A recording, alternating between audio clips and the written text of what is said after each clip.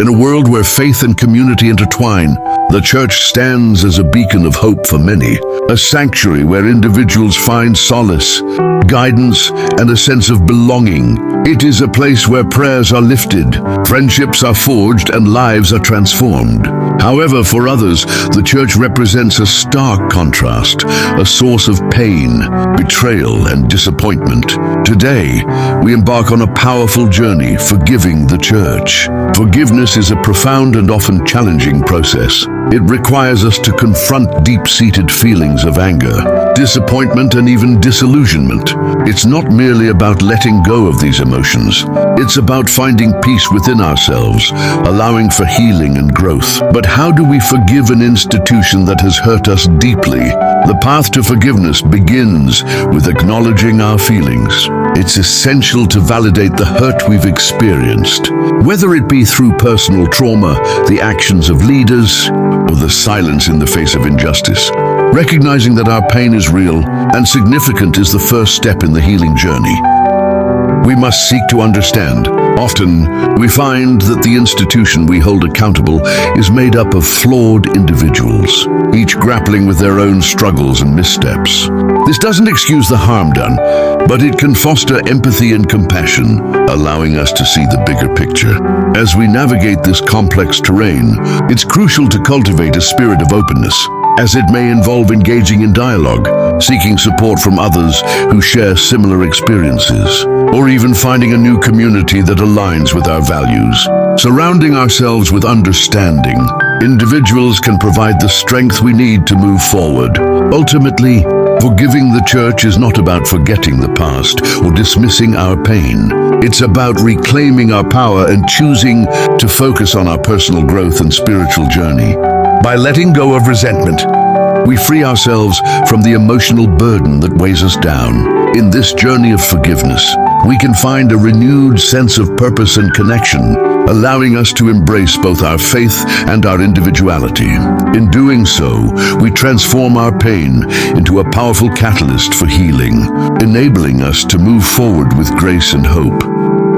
Listen to this story. I grew up in the church, and it was my safe haven, a place filled with warmth, community, and unwavering faith. Sundays were a tapestry of familiar faces, uplifting hymns, and the comforting scent of old wood and candles. It was where I learned about love, compassion, and the importance of helping others. The teachings resonated deeply, and I felt a strong connection to something greater than myself. But as I transitioned into adolescence, life began to throw challenges my way. I faced personal struggles that felt insurmountable, whether it was the pain of losing a loved one or grappling with my identity.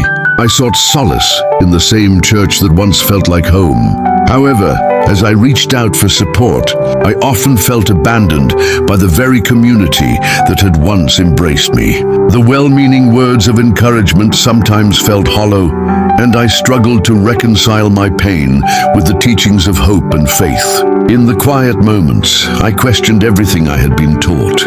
Was the church truly a sanctuary, or was it a facade that crumbled under the weight of real-life struggles? I noticed others who seemed to have it all together, their faith unshaken, while I battled feelings of isolation and doubt. I longed for understanding, for someone to sit with me in my pain, rather than offering platitudes. As I navigated these turbulent waters, I realized that my relationship with faith was evolving. I began to understand that doubt and struggle are part of the human experience.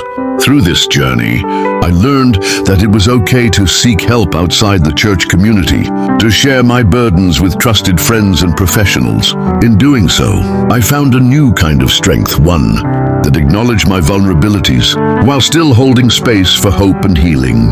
Ultimately, my experiences transformed my understanding of faith and community. While the church was once my safe haven, it became a complex part of my story, teaching me resilience and the importance of authentic connection.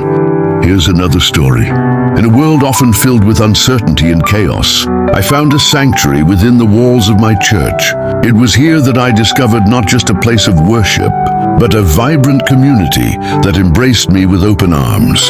The warmth of the congregation, the shared laughter, and the collective spirit of compassion created a tapestry of love that enveloped me.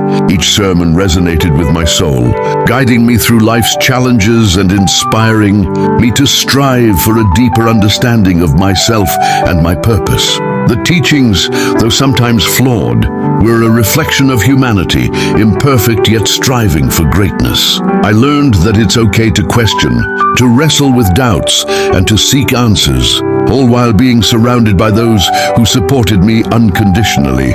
As I engaged in various activities, from volunteering to participating in discussions, I experienced personal growth that shaped my values and beliefs. The church became a mirror, reflecting not just who I was, but who I could become. It taught me the importance of community, the power of love, and the strength that comes from vulnerability. Despite its imperfections, the church offered me a profound sense of belonging, a place where I could explore my faith and develop meaningful relationships. It reminded me that in a world of flaws, love remains a guiding light, a beacon that continues to shape my journey today. Forgiving the church is not merely an act of letting go. It is a profound journey of healing that allows us to reclaim our faith in God and find confidence to move forward in God's love. As we confront the wounds inflicted by the church, it's essential to recognize that forgiveness is a personal choice that can liberate us from the burdens of anger and resentment. We must acknowledge our feelings. It's okay to feel hurt, betrayed, or disillusioned. Validating these emotions is the first step in the healing process. By allowing ourselves to fully experience these feelings, we begin to understand the depth of our pain and the impact it has on our lives. Next, we can seek to understand the broader context. The church is comprised of individuals who, despite their flaws, have the potential for good. By recognizing the humanity within the institution, we can separate the actions of individuals from the essence of faith itself. This understanding can serve as a catalyst for compassion rather than condemnation. Engaging in open dialogue is another crucial step. Sharing our stories, whether it's with a trusted friend or support group in church, can help us process our experiences and feel less isolated. It fosters connection and can lead to healing. Conversations that bridge gaps between personal experiences and collective beliefs. We can focus on reclaiming our relationship with God's Word. This means taking charge of our spiritual journey, defining what faith means to us, and finding new ways to connect with God so that we can align with our purpose. By doing so, we empower ourselves to move forward, not as victims of the past, but as individuals who have the agency to shape our futures. Forgiveness is not about forgetting. It's about choosing to release the hold that past pain has on us. It's about embracing the possibility of healing and transformation. As we embark on this journey, let us remember that forgiveness is a gift we give ourselves, allowing us to step into a future filled with hope and renewal.